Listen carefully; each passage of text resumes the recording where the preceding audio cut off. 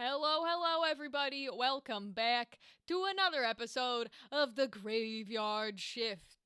We are here today, and Gal wants to talk about TTRPGs and other fun little bullshit. So if you're into all those games and acronyms like DND, no, it doesn't stand for dicks and donkeys. It stands for Dungeons and Dragons, or in some cases, Dungeons and Daddies, or Dungeons and Drag Queens, whatever you watch. And that's what we're gonna be chiming in and chit chatting a bit about today. So, yeah, I'll pass it on over. Gal, you want to take the lead? Yeah, sure. So basically, I just wanted because how Rachel and I met actually or how we became friends is I started popping into her streams because she was planning a Mm. TTRPG. Um Candela, correct. Mm-hmm. Right? Yeah. Yep, yep, yep. And she was like, brainstorm. And I go, I have storms and brains. And we go, okay. And now we're best friends. And that's basically how this Yeet. started. So I wanted to ask questions and then also share my experience of how did you get started with TTRPGs, like a specific system, or like what brought you to the world of bullshittery? This is fair. Um, you want me to go first, or what you want? I can go first, or it's up to you. I do not care It either way. does not matter either way. I've talked about most of my shit before. I've been on a couple interview podcast jazz. Technically speaking, if you want the unsaid Rachel lore, uh, my I don't think my sister played. Maybe she played, but there were nerds in high school that when I was doing or I had to stay after school because she's the one who drives us home type of energy. They would play D&D, but I never like didn't couldn't even tell you anything about it type of energy. So I don't consider that anything to do with it. Because every time some people would ask me, they'd be like, "What do you want to play?" And I'd be like, "I have no interest in like being a Lord of the Rings hero," and that's kind of where the conversation ended. And then technically, my very first D&D game or TTRPG into the scene that is unofficial, not associated with actual plays, not about me as an actor, um, was I have a good friend who wanted me to play because she was a dungeon master and she liked playing just like casual D&D. And she was like, you would love it, just like join a campaign. Why won't you do it type of energy? And I basically said the same thing where I was like, I have no interest in being a hero. I like it's just not something y'all know. I fucking love villainry. I don't want I there's not a single ounce in my bones that wants to be the good guy and do literally any good guy thing. It's just not something I want. I always want to pick the nuclear option. Because that's just fun to me. So I had no interest. I was like, that's why I don't want to play the good guy. And so she did the thing that you do where good friends, where you laugh it off and you don't think they'll take it seriously. And she goes, okay, well, if I can get a group of people to play a villains campaign, like Suicide Squad style, would you play? And me being like, okay, whatever. This is like bullshit. Um, Mm-hmm. I was like, yeah, sure, okay, I'll play. Lo and behold, however later long, I get a call because I don't know, this has to be obvious. I'm a caller. I don't text well. Um I'm sorry to our generation. I am one of those weird fuckos who like I don't text, I call. Um Unless you're like Discord or something and I don't know your ass, I call. It's just what I do. So, I get a phone call and I'm like, yo, what's up? And she's like, bitch, I got a group. And I was like, oh no. Because I was like, I can't back out now. Because I'm a pussy, but like, I can't be that much of a pussy. Like, this is D&D. Like, You underestimated the power of the DM. I did. I genuinely did. But I was like, I cannot back out of this because I am a coward. I am a pussy. I will back out of most things. But D&D is like so low on the totem pole that if I back out of playing a D&D game when I said I would, my God, has my I've just gotten lower. Like, you know what I mean? Like, there's Yeah. no boundaries. So I was like, okay, but I don't know how to do any of it. Like, and it was obviously going to be digital online because I'm calling her, right? We're not anywhere near each other. And she's like, I have two Mhm. friends. We'll play digitally. Keep in mind, at this point, I barely knew what Discord was. Um, Mhm. I only knew bits and pieces of it because I was doing voice acting. So I was like, okay, whatever. And so sets up a Discord game. She literally has like because we used to have super long phone calls. We have like 4 hours and shit. So have like a giant ass phone call walking me through creating a character because I knew nothing about anything. I was like, well, what do I choose? What do I do? I was like, I don't know how to do it. And so obviously, we know who she told me to play for my Mhm. first character. Of course, it's a fucking bard because Yeah. that is who I am at my core. Um, and so she was like, "We're just gonna have you play bard. It's relatively easy to learn, like an easy class to pick up, um, Mhm. and it'll fit for you because you're gonna want to role play and not combat." And obviously she's right. And so that's what I did. I made an evil little bitch bard, who I still love to this day. Um, but I was so not into combat that I was like, I really like don't want to. And I have said this in one of the podcasts I've been on. This character, I specifically like to create characters that are useless.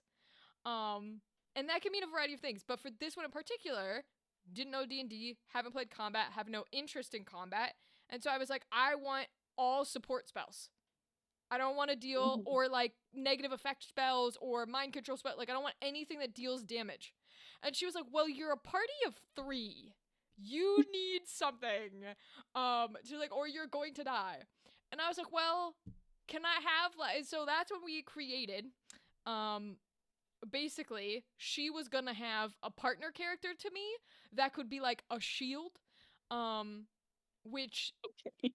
was because I was like, I don't know how to do any of this, and the other people knew how to play, so she wanted to make combat that they could enjoy type of energy where Mhm. and I'm not immediately dying. Um and so basically we gave me and still probably it's my favorite bird to this day, love this. We gave me a shoe bill like size of a house. I normally, if you don't know what a shoe bill is, Big they ass bird? they are big ass birds. But in real life, in reality, a shoe bill is about 4 feet tall, so the size of like a 6, 7 year old. Mhm. um and for lack of a better description, I'm not joking. Go look up a video of a shoe bill. They are animatronics. They're not. They're real birds, but they move so slowly. Like they blink their eyes and turn their heads and move their bodies so slowly that they feel like fucking Chuck E. Cheese animatronics. Um, Mhm. some people will call them the dinosaurs of the birds, but to me that's a cassowary. Um, and I love them. They're my favorite bird because they're crazy tall and they are like puppets. They look like Jim Henson puppets basically. Um, Mhm. if you've ever played Zelda Skyward Sword, it's those birds. Um, Okay. but not obviously big enough to ride on. So we were going the Zelda route where I wanted it to be big. So it could be a shield, it could be a weapon, all that kind of jazz. And so those were the first characters I ran. We only played for maybe 3 sessions at like 2 hours, maybe 3 hours apiece. So maximum it was 9 hours, and then the group fell apart. Um, and Mhm. but I loved it. Like I loved it. And it's actually probably pretty good that we did not keep playing because I had, my being an actor, and there was no way to know for sure if this is going to come out because this isn't how everybody rolls. But I had an inkling that I was like, I'm either going to hate this because it's going to feel like work to me, or I'm going to love it. But the problem is I'm still going to be actory about it, and that is exactly what happened. Was all like everything that was role play or, acting or making choices to me was me putting on a character and like being an actor, which is not quite how people play casually. Like, you might role play your character and then be that character, but there are a lot of like out of the table, or what is it, over the table. Um, there's you're not the whole time you're not sitting in that character. You know what I mean? Mm-hmm. And to me, once I started playing, I was like, no, I want to live here. Like, if I'll make the Critical Role comparison. I am the Liam O'Brien, where like I will fucking use the like I am in the character the whole time. Like, it's the actor in me, and I love it. I don't want to come out of it at all, and so it's good that we didn't play for too long. It's because that would have been a problem. But I loved it so much that I was like, oh my god, I gotta start learning about this shit and getting bits and pieces into it. For reference, I don't know if I've ever said this, but their names were, the bard's name was Echo, and the shoebill's name was Ano. Echo is just the word echo in English, but Ano is the word for misery in ooh, I'm about to cough. Nope, we're good. Okay. Don't do Ano, that. literally, Ano is the Gaelic word, which, or for lack of a better way of saying Gaelic, it's the Irish word for misery. Um, Mm-hmm. and so his Is whole it concept, Gaelic, not so yeah, Gaelic? no, because Gaelic is Scottish. Mm. So they're both like Celtic languages, but Gaelic is the term, the pronunciation for like Irish in Irish. Whereas Okay. technically, if you say Gaelic, that's the pronunciation for like Scottish Gaelic. So it's the same like spelling, same word, but the Irish pronunciation for Irish is Gaelic. Um, anyways, not important. Uh, I'm trying to get more in touch with my Belfast family and roots. So, um, Mm. to the point where like for a couple of years ago, I took like Irish on Duolingo until it turns out Duolingo was a shitty ass company. Mm. So I gotta find a new place for that. But anyways, so yeah, so the plot was because I didn't want to do. I also, y'all know me, I don't like a lot of boundaries. I I have none. And I don't like things to restrict me. Again, basically what I should have learned from all of this was, hey, you need to be the game master, and that is what I learned versus the player. Um Mm-hmm. but like I really hated all of the things that were like, okay, you picked this class. Do you want to be the word guy or the music guy or the secrets guy? I was like, well, I don't want any of this. Well, you have to pick one. Okay, but I don't want it. So it was, I wanted to like break the mold a little bit. So the bard guy that I made, Echo, his concept was uh, like music, but not in like singing or like playing instruments, in like Mm-hmm. feeling. So he's kind of like an amplifier. And so the way that I did all his powers and stuff were like, oh, if somebody is feeling like um if another party member is like angry or some shit, then his guidance or whatever the fuck the magic is, instead of being like, I'm gonna play a song or I'm gonna Yeah. sing words of whatever, the concept was he would amplify whatever that emotion was, and then you get the technical of whatever the skill is. So that was the Mm. flavoring of it. Um, Fun. yeah, and he had like, I took fear because I was like, that is literally the definition of amplifying someone's emotion, is being like, now you're terrified, bitch. Um, Yeah.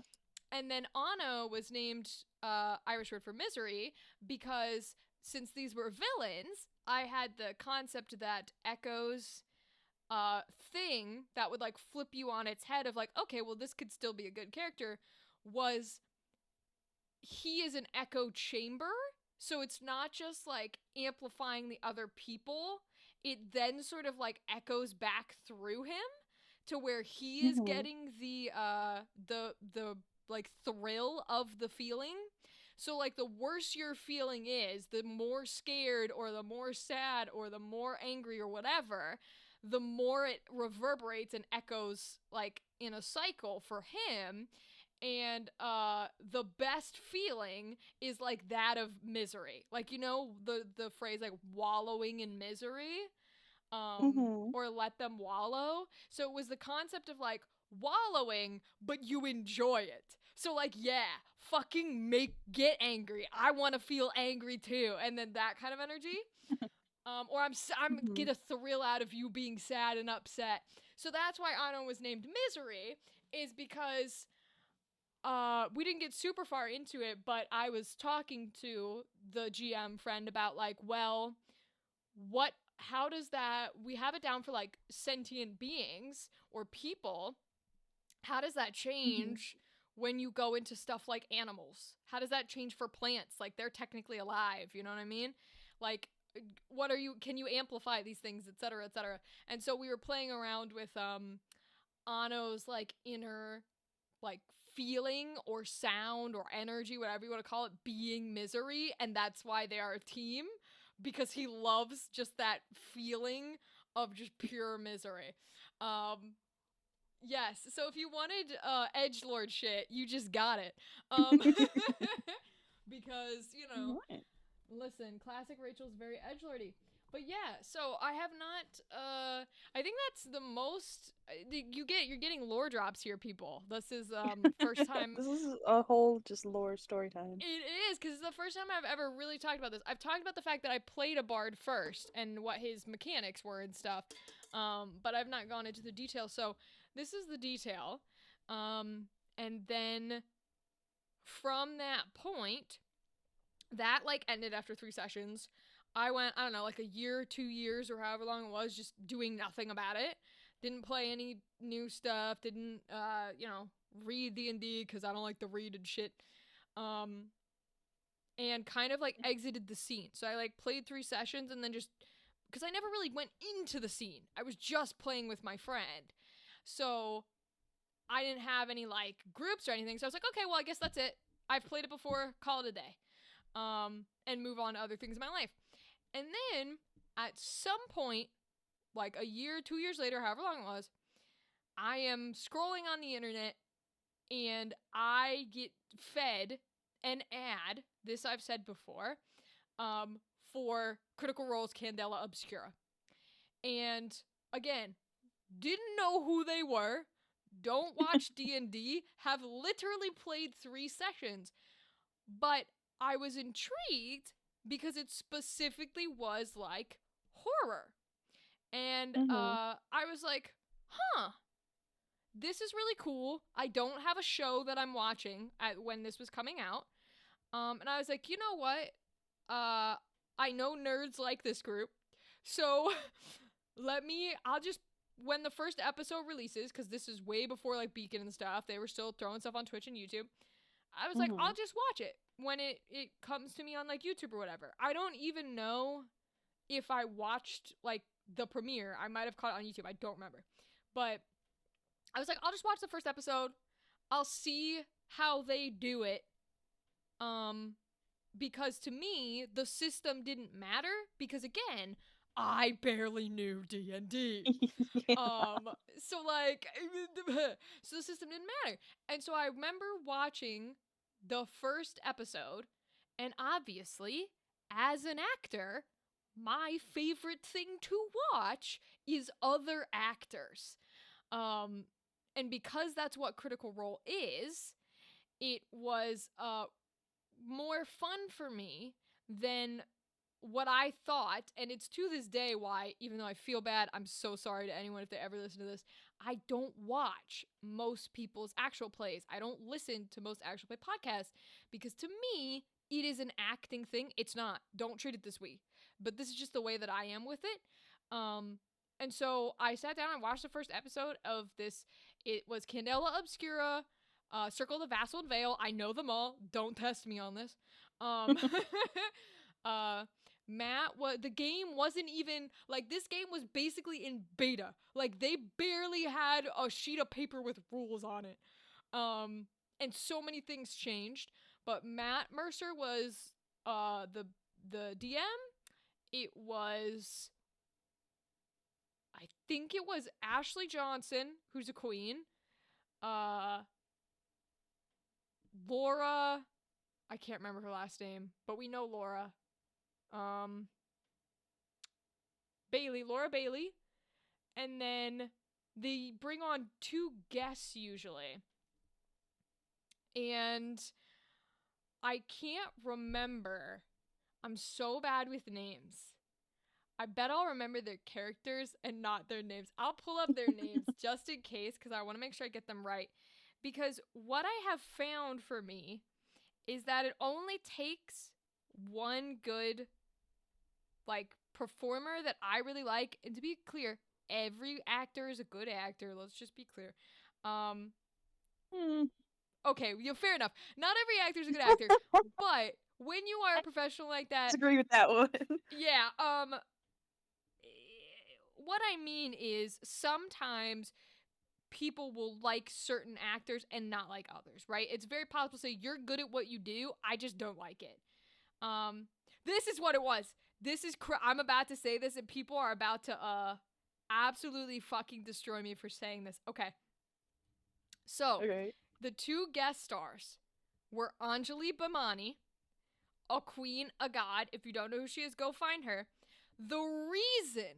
The entire reason why I watched this first episode and then said, uh-oh, I love this. I am now a Critical Role fan. I am a TTRPG fan. I swear to God, I hope he never hears me say this. I'm going to be the most embarrassed fucker in my life. That Let's very, send it to him. please, the very first episode, the guests were Anjali Bhimani and Robbie Damon. And Oh. if you don't know Robbie Damon, you do. Go Google his name.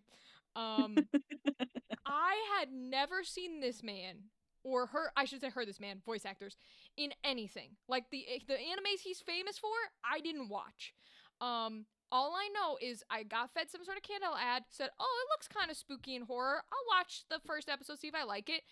And Robbie Damon's fucking performance, who at the time was not a member of Critical Role and is only just now being theorized to being added to the table, the official table, he was a guest star. And I just remember watching this first episode, and I loved them all, but genuinely, Robbie Damon's performance is the reason why I kept watching. And I don't want to say the reason why I now do TTRPG shit, but kinda. If he hadn't have been in it, I don't know if I would have continued it. I probably would have, but there's a very visceral scene where he's playing classic like slightly insane doctor. And so there's a scene when he takes a scar where it's this beautiful like acting moment. And again, that's the reason I am a part of all this stuff. A little different from other people. There's a beautiful acting moment where he describes how he takes a hands gore for a second, just warning for folks, there's gonna be a gore warning here. Takes a handsaw, puts it to his skull, cuts out a piece of his skull, takes tweezers, takes out a piece of like his brain, and then re-puts the skull in and does like a little, like he acts it out and does like little sound effects and stuff. And everybody at that table is like, what the fuck?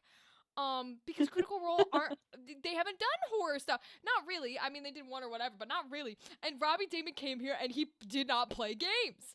And and for me, I viscerally remember that moment. I remember being so fucking excited and thrilled about it. And I remember that genuinely being the point where like something clicked in my brain to go, you can do dramatic improv. And that is like where I fell in love with like TTRPGs and dramatic improv in general, because again, y'all know I don't like comedy. And so all I knew about D&D and TTRPGs and Critical Role and Dimension 20 was, oh, they're funny. And I'm like, well, that's not something I want. And so watching this, I stuck with it because I was like, oh, it's like there are serious moments and there are cool visuals and these are good actors. And then Robbie Damon did that, and it's like a light switch flipped, and I went, this is my medium for how to tell stories. And being able to do, like, it told me that dramatic improv was possible and that I didn't have to be with all the snobs in stage on theater. No offense. Um, No, nope, I yup. understand.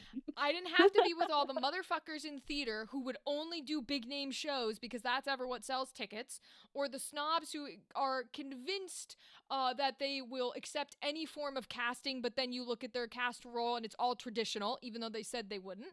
Like, I didn't have to be with any of those bitches in order to do drama. I could do improv drama, improv seriousness, improv sadness, improv whatever through this medium, and it was fully accessible and free in quotes. But like basically, you didn't need. I could put on a camera and I could do a thing. Hell, I could do it without a camera, like people did it in audio. It's just that moment I viscerally remember being like the light switch. And again, I pray to God he never hears this. Cause I will be so fucking embarrassed. This is a side note and I won't get into it. I've met a couple of different, I don't want to say famous, but like respected people in their acting medium. I make a fool of myself every single time. I'm talking like Oh no. you don't understand. You think you're embarrassing? You have not heard the shit I've done meeting these people and the shit I've said. All right, you cannot get worse than me. I'm just imagining you're meeting like one of your biggest like Oh my ever god. and like your fan and you're saying you're like, oh, I like toast. Like Oh my god, it's so stupid worse. like Oh that. my lord. Literally, I will give it the teeniest snippet. I will give the teeniest snippet. I'll What give did the you teeniest say? snippet. What'd you do? This is not the worst one, by the way. I just want to make this very clear. I met Dan Green. If you don't know, Nice. he is the voice of Yugi, the main character in the English voice actor of the main character in the very first season of Yu-Gi-Oh. I'm obviously a big Yu-Gi-Oh fan. I met Dan Green. How's The that? people were doing a couple different things. You technically weren't supposed to ask for pictures, right? You technically weren't supposed to do this or that, whatever, take recordings, etc. But people were uh like asking him to say things, like some of the famous lines. I'm like, cool, Yeah. awesome. And I was like, I'm also gonna get a picture because fuck that. Um, but I was like, oh, I need to ask him to say something. Oh my, oh no. Because everybody else was doing it. Meanwhile, we've been standing in this line for about 2.5 hours or however long it was. It was Hmm. long. It was very, very long because they underestimated the amount of people that were going to show up. This is New York City. This is not Yeah. New York Comic Con. This is a separate, like, very tiny Yu-Gi-Oh! New York City art gallery. They were having a Yu-Gi-Oh! Art thing. And they were like, Cool. oh, we got the voice actors to come sign stuff. Obviously underestimated the Yu-Gi-Oh! Community. Um, so we're in line for like 2.5 hours. We're in line so long. My dad had come with me. By the way, I was an adult, but like literally, this was the like 2 months, if not like 2 weeks from losing my mother. So my dad came with me, and we were down in New York City. Never been here before, right? I mean, I've been here, but not really. And I was in line so long to meet these guys that I'm not joking. When I had gotten up there, my dad was standing by their fucking table talking to them casually as people passed through. This is why I love my family because my sister does this at conventions now. Love her. But anyways, so I'm thinking like, oh, I have to get him to say something because everybody's getting him to say something. It's not important Mhm. what line I said, what asked him to say, but I will say it in case you're a Yu-Gi-Oh person. There's a meme line, a funny line, a line that people make fun of, which is what does Pot of Greed do? And so I was like, okay, well that's funny. People will know it. I'll ask him to say that. And so I go, like, can you say what does Pot of Greed do or whatever? And he's like, yeah, sure. How did that become a thing, anyways? My fucking dumbass goes, oh, well, there's, and if you know, you know. If you don't worry about The it. video. There is an abridged series that popularized and made famous like your performance of this line. And it's become a running joke. And this man, oh my God, his whole face changed. And he just goes, oh, I mean, I'm not allowed to say anything that's not, like, because that's not official. Like, Yu Gi Oh! Doesn't, we can't abide by the abridged series. I'm not allowed to, like, just starts trying to be like, I'm so sorry. Literally starts trying to be like, I'm so sorry. Like, that's making fun of Yu Gi Oh! This is a Yu Gi Oh! Event. Like, I'm not allowed to, I can't say, and I'm standing there like, You just broke this man's heart. He's literally. never gonna say it for another person because he's not allowed to. Literally, and I'm sitting like, ha, ha, ha, ha, ha, because now I'm holding up the line, and I'm like, oh my god, I'm like, oh my god, I was like, okay, it's fine. Can I just get a picture? Okay, thank you. And then like I get a picture real quick, and he like signed something. He signed like a Yu-Gi-Oh card because that's all I had. I didn't have merchandise. I just had regular Yu-Gi-Oh cards, and so he just signed the Yu-Gi-Oh card. I'm like, okay, thank you, bye. Damn. You just ruined. Imagine like the collection of people who wanted him to say that line now, Literally. and now you ruined it. I ruined it, and it was so awkward. And it was like a table full. It wasn't just him. It was a whole table of Yu-Gi-Oh voice actors. So I had to go see the rest of the people, and I was like, ah. Like I was. It was awful, and that is not the worst experience I've had. So This like. keeps you up at night.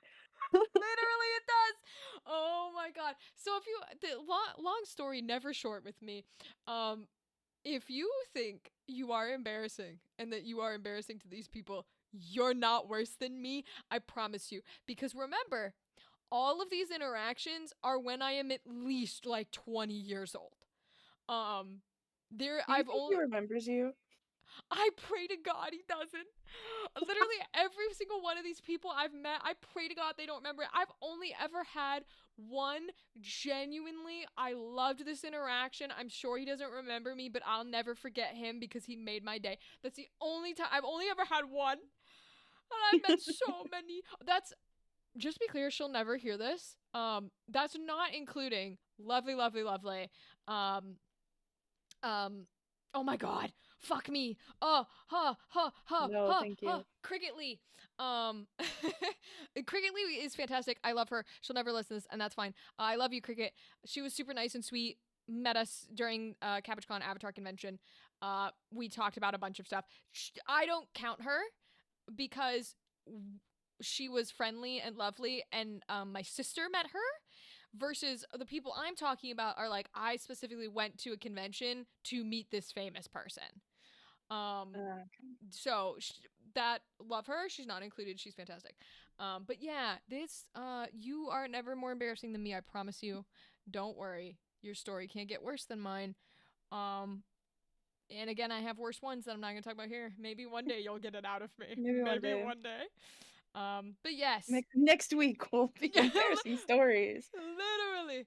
But yeah, so all I have to say is please, for the love of God, nobody clip that and send it to Robbie Damon. Not that he'd give a single fuck. I'm going Um, to send Robbie Damon a link to this he video. won't even like, he'll probably not even get past filters, I swear to God. So it doesn't matter. What's funny too is I'm also a huge Damien Haas fan. For anybody who knows Damien, I love Damien I Hobbs. love Damien Haas. I am a They huge fan. they were both going to be at a convention that I was going to go to, and specifically to meet them, and then I won't give details on what this convention is, but basically they canceled, and I was like, well, I'm glad I didn't buy tickets because I was only going for them. I swear to God. And part of me is like, I hope I never meet them.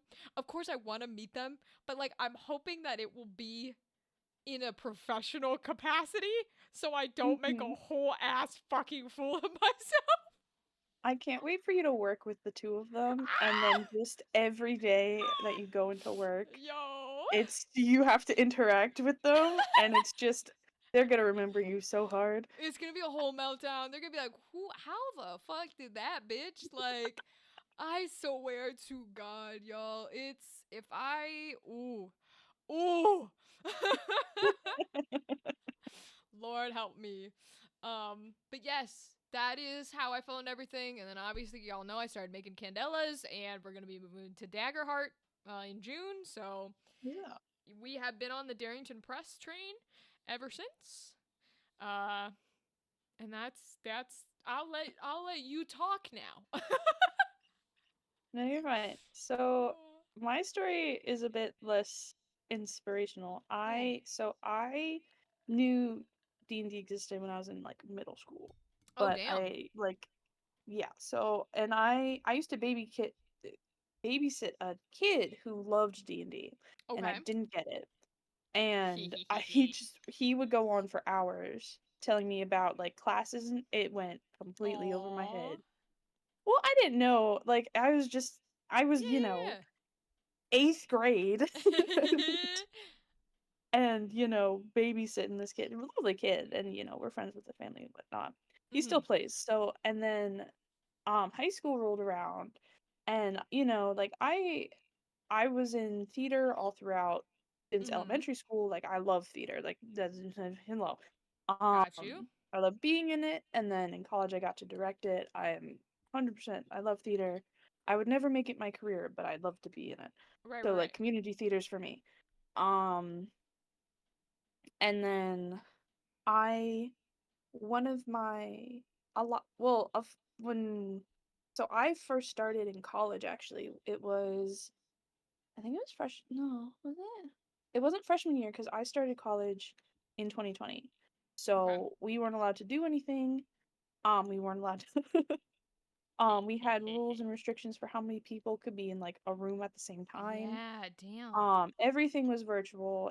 I lived on campus, and it was like I just lived in my room, and it was okay. And then That sophomore shit's year rolled crazy. around, and we were allowed to have 12 people in a room for clubs, which was fine Wow. and like per depending on the room, but like Yeah, yeah, yeah. usually the max was 12. But this was, it was letting up. People were starting to like slowly come back, and the club was trying to get, newcomers to, be in the club because, Yeah, yeah, yeah. 2020 sucked so much. And so they Mhm. hosted a one-shot night for anyone interested. Um, and so one of my dear friends, he DM'd a one shot and I didn't know anything. I was, same boat. I didn't know how to Yeah. make a character. I Yup. didn't know I didn't have dice. I didn't have, Yeah. anything. So they were really nice. And during the one shot, they had pre-made characters, which were Oh, because that's it's a one nice. shot. So, it was like a 4-hour Yeah. event. And then they bought like a bulk thing of dice sets, like Oh, the really that's cheap so nice. ones. Yeah, but And that's so so good to everyone, have that. got their own set of dice. And, Mm. a lot of people already were in the club, so they already knew how to play. And so it took me a good minute to know what the hell I was doing. And, since it was a one shot, it was really simple.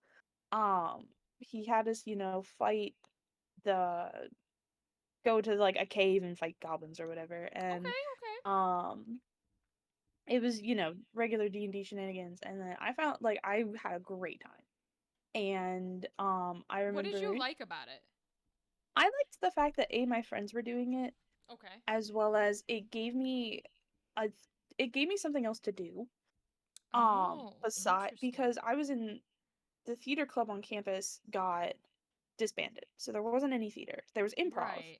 And so I was in an improv troupe that consisted of 5 people, Okay. and we were in a little broom closet, and then and then it was Oh. once a week, and it was like and I had nothing to do, and so I liked that it gave me something to do and something to look forward to. I liked Okay. making my own characters. I'm not the best at role playing, like in person, but like Yeah, yeah, yeah. vocally role playing, I'm really good at like texting role playing because you're just writing shit. That makes sense. But Yeah. I liked, I liked the chance of the dice. I like dice. Okay, so Um, you really fell in love with most of it. I fell in love with a lot of it. And it was just, it gave me chances to make friends, and it was so Mm. much fun. And so the next semester, one of my friends was DMing Mm. and was like, "Hey, do you want to join?" I was like, "Okay, sure." And Ooh. he was not a good DM. I was just Well, okay, he you have to explain that. Explain why. so so the reason it was and nothing against because I do the same thing, but Mm. there was like 8 of us in the party, or no, 8 Oh, to 10 of us in the that's a party. lot.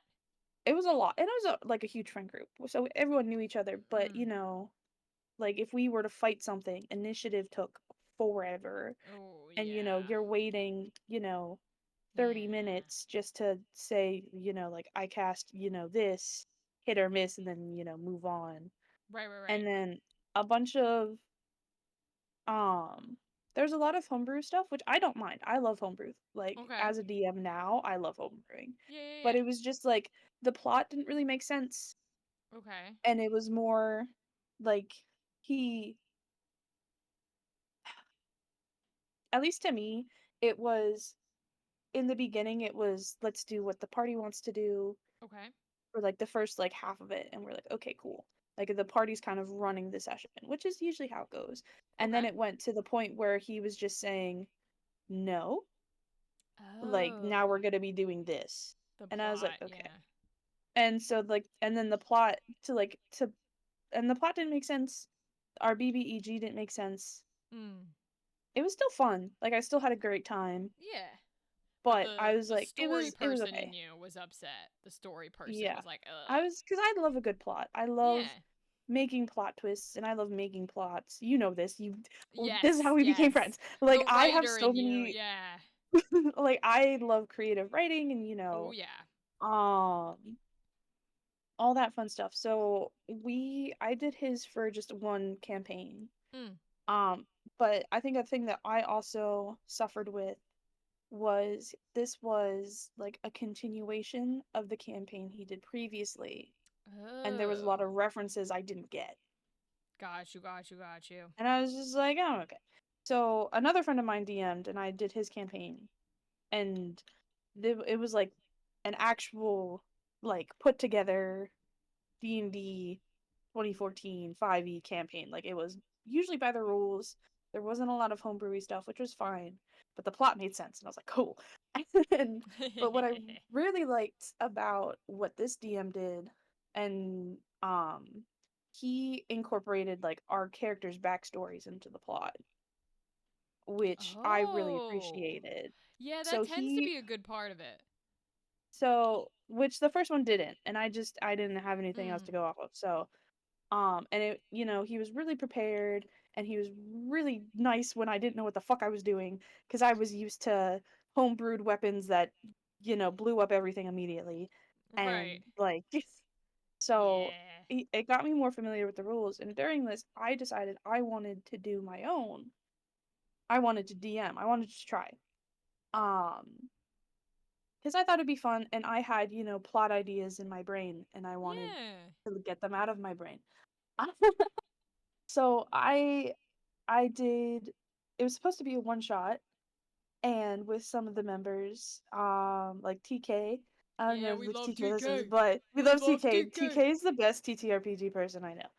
And but and some of my friends from online, and it was supposed to be like a 4 hour one shot. I had a generalish plot, Mm. and we had had fun. um, and then after it, they asked if they could keep going. And I was like, huh?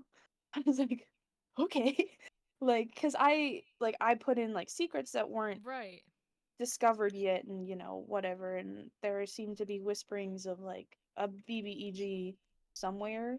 Cause the basic plot I had for the one shot was unkidnap someone. Like find find this person to help King's wife. It was very cut and dry, basic, you know, just to see if I could do it and follow the rules and stuff. So then half the party were really excited to keep going, and the other half was like, I'll back up, but thank you. I'm like, okay, fair enough. Yeah. So then we started doing just campaigning. I was like, huh. I didn't know what the fuck I was doing. Um, and now it's three. So I started with six, and now I have three. So half of them bailed. And so now it's been what, like 8 months now Been a that decent we've hit. chunk. Yeah, so we've been doing pretty good, and it's we do it every Sunday or just about. Not these pre next Sundays because I have shit to do, but usually every Sunday. That's you always the know, bane of everyone's existence is like yeah. scheduling. Well, it worked out that you know Sundays a lot of people didn't do anything, and Right, then right, right, right. I was in college. One of our campaign, like one of the people in my campaign stream, and they don't stream on Sundays, so that worked out for Right. me. And it all worked out, and we're like, huzzah. So it's been interesting. Um, Especially because they understand that I still don't know what the fuck I'm doing. I never know what the fuck I'm doing, but they don't know what I'm doing either. So, Well, that's the thing, right? Is like that's the if we talk from the game mastering side of stuff, that's always the note that like every motherfucker and their mother will say is like if you watch any interviews or shit or like watch whatever and the person will be like, what advice do you have for like newbies who, with a first time GM, blah blah blah, like Eldridge Pod Blast or whatever. The yeah, advice is always, which by the way, they're great, go listen to them. The advice is always do it and you're gonna fuck up and you will have no idea what you're doing, but neither does your players. It's right, exactly like you said, right? yeah, And it's the same it's an interesting thing because a lot of TTRPG stuff pulls because it has roleplay and stuff from theater. And so yeah, that is the same thing with theater, and they'll tell you for a lot of performance art is it doesn't matter if you fuck up because the audience doesn't know the plot of your play. They don't know what is supposed to happen. They have no idea if you were supposed to be there or wearing that or say that or if you made it up. They have no idea. And your players are the same way. So like they have no no way to be like, "Excuse me, that's not what you wrote at 2 a.m. this morning when you were writing the plot." Like they yeah, don't literally. fucking know. So I think that's one of the fun parts about game mastering, and I always find it interesting anytime I watch stuff where the advice is like you don't Just do. just do it. Like, cat, back up, please. I love you, but do not step here. Step on a cat. Do it. Don't Do you back up, sir? Back up, thank you. Okay, doing nothing is also not a helpful option. it. There you go. Good Yeah. job, baby. Sorry, go ahead.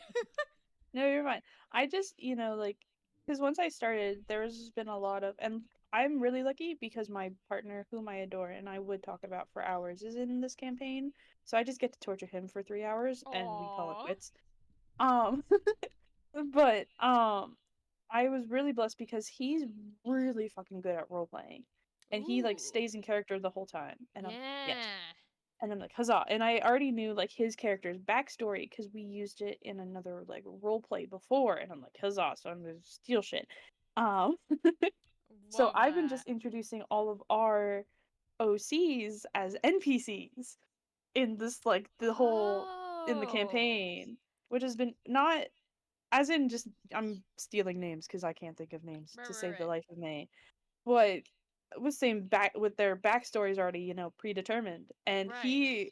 I'm like, you're not allowed to metagame, and he's like, how dare you? He, It's he, like he, that's he, not my he. problem.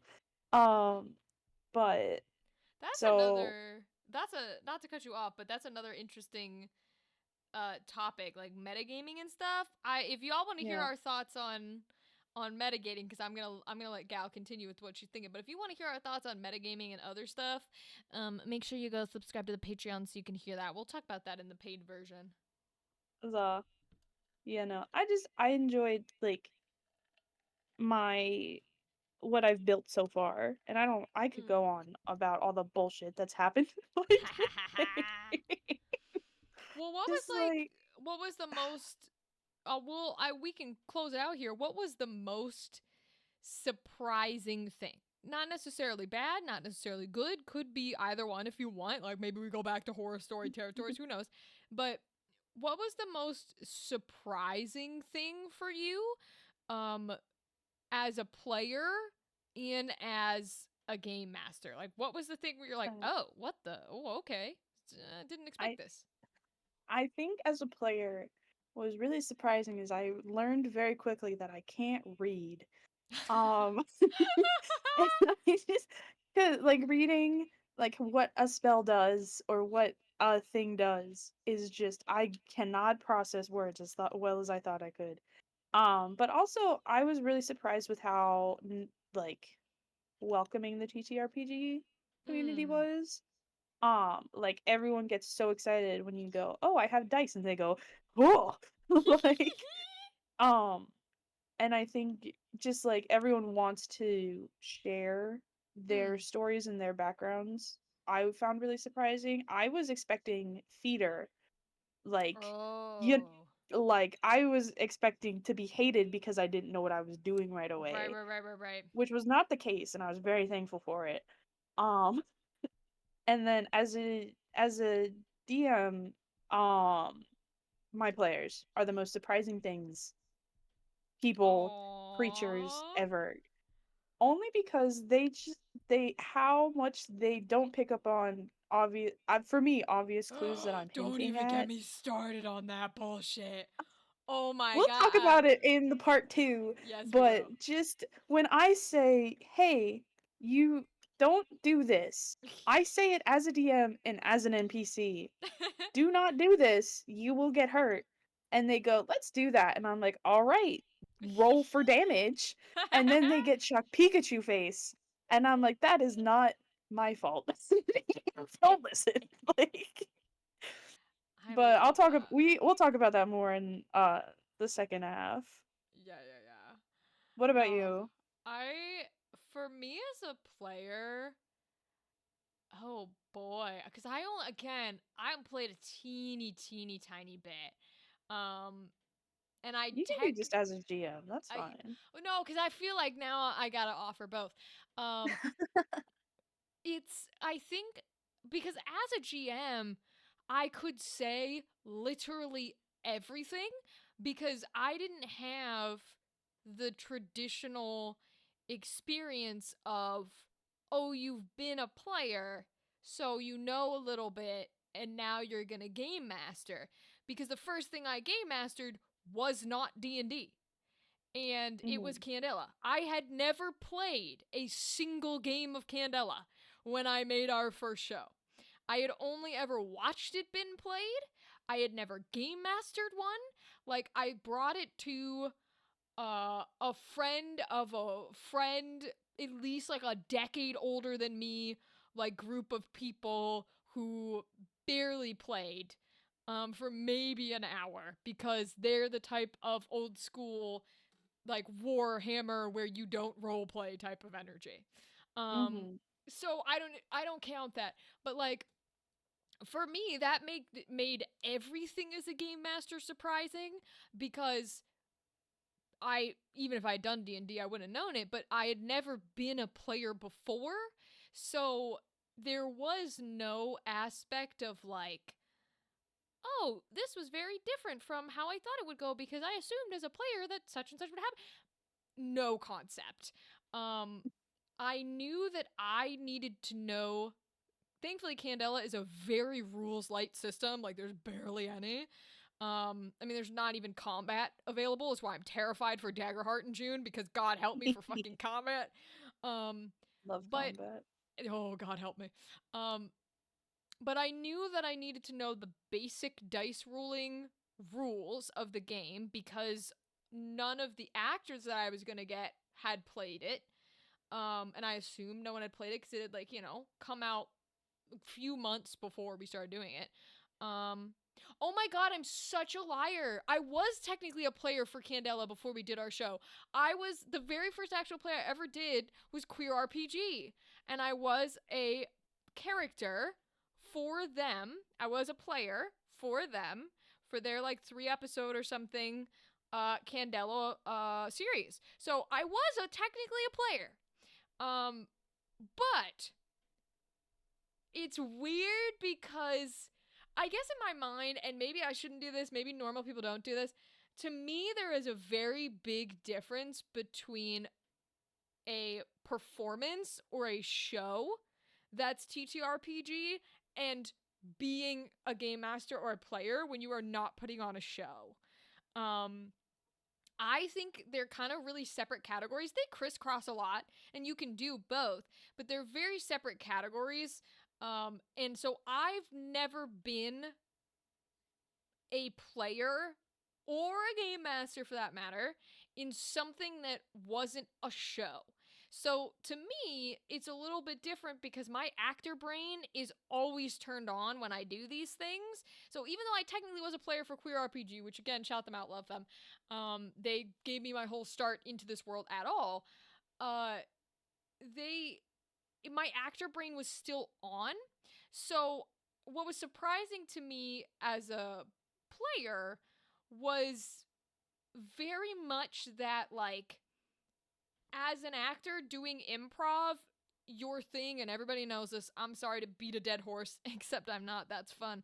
um the whole thing, as an improv actor is obviously yes and, right? Yep. So what was interesting being an actor on a TTRPG performance as a player was you cannot yes and as much as you do for regular like improv. Yep. And that doesn't make it worse or better, it's just the way it is. But because anytime, something was offered, I wanted to jump in and yes and it. And there's also yes but or whatever, but No but. right, no There's yes but. and no but. Yes, exactly. You can't do no and. You can do yes but though. Anyways, You can do yes but. regardless, it was one of those things where like something would be pitched and I would want to continue it, right? And when you're Mhm. doing a TTRPG, that doesn't, or when you're doing a performed TTRPG, A, you're in a limited time slot, but B, that doesn't always work because there are like restrictions to what you can literally do in this universe.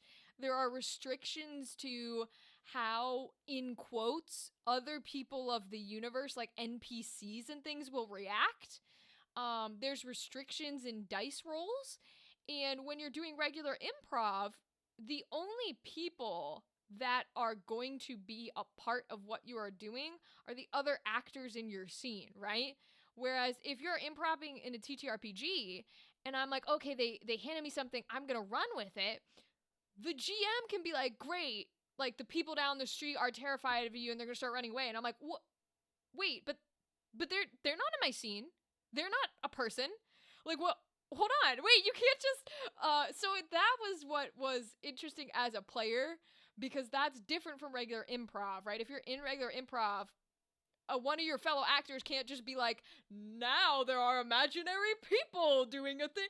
That's, it's just you guys. You might switch characters, but it's just you guys. And so that was interesting as like that route. And then going to performance player to performance GM, besides me, having very little experience, I think what I was surprising there is we're going to talk about the obvious versus not obvious thing because I think every game master deals with that, performance or not.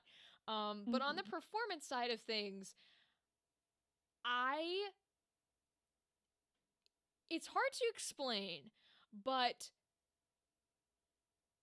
I was a little surprised with how much didn't need to be pre-done. Um Mm. And I have heard that there are different game mastering styles of like some people fully improv, some people fully need to write everything out. And there's sometimes there's a mix of the two. I was Mhm. terrified because, and I had like a computer next to me with like notes up, and I had the filter on so I could quick search things. I maybe, maybe referenced it like once, and it would be because I Yeah. forgot a name or something. Yep. Um, but I wrote so much down, and doing that first show and then doing our second show, what I learned very quickly that somewhat surprised me is like, I think it's just learning more about myself. When I am game mastering, to me, I consider myself the storyteller more than a game master because I'm making a performance rather than just initiating a game, right? A little bit separate of a thing. I'm making Mhm. an actual play. But I consider myself a storyteller, and that would be the term that I would use. And when I'm in that space and I started doing the game mastering side of it, it was all of a sudden, and we could talk about this more in the paid version because people is gonna hate this language. I know people hate this language. I had so much control. And a lot of folks are like, you need to balance it with like, everybody should be getting what they want, have it like you can't go full control when you're a game master, it doesn't make the games fun. I get it. But Mhm. from my point of view, I was so surprised at how much control I had, and it was thrilling and fantastic.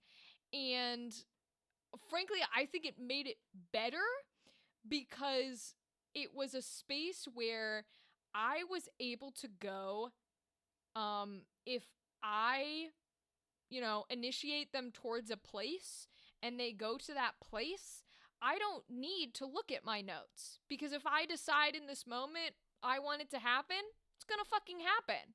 And if I Yeah. decide in this moment that, you know what, no, I don't want that NPC, I think they don't get an NPC, they don't get one, right? And it's that concept of like they have no idea what's coming.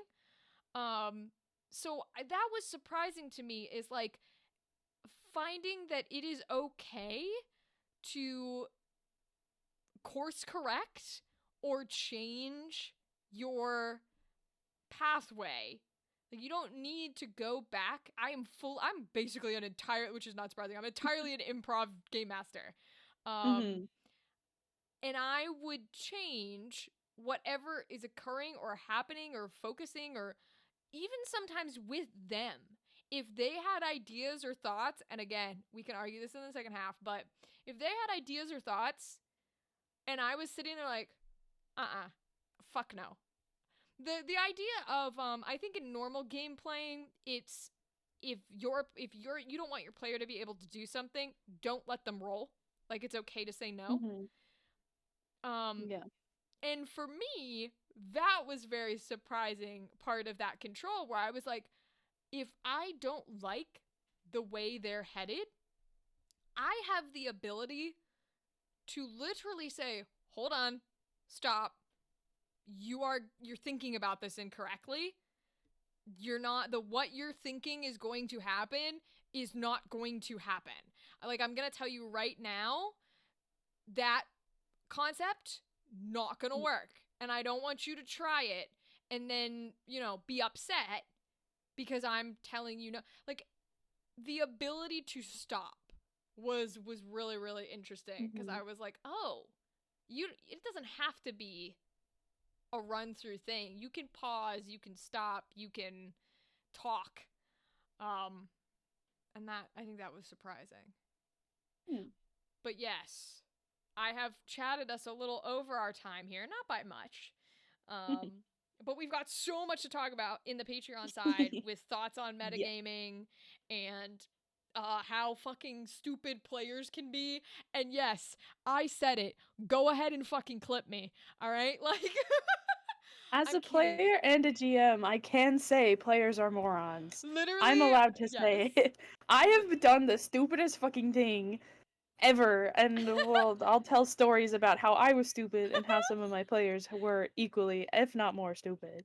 And yeah, and I also, as primarily solely although I've played a lot of one shots and stuff, I am also an idiot, and I've made idiot decisions as a game master, let alone a player. So, like, this is not a blame game or a fault game. It is simply a learning game. But yes, we are gonna say some shit, and y'all know how, uh, controversially, I have opinions and thoughts on this genre. So if you're intrigued about it and you want to hear some genuinely hot takes and not dumbass bitches who claim they have hot takes and then hand you lukewarm water with ice cubes, then you can listen to our you can listen to our Patreon version. But I will cut us off here. Yeah. So the only thing left to say is goodbye. Bye-bye.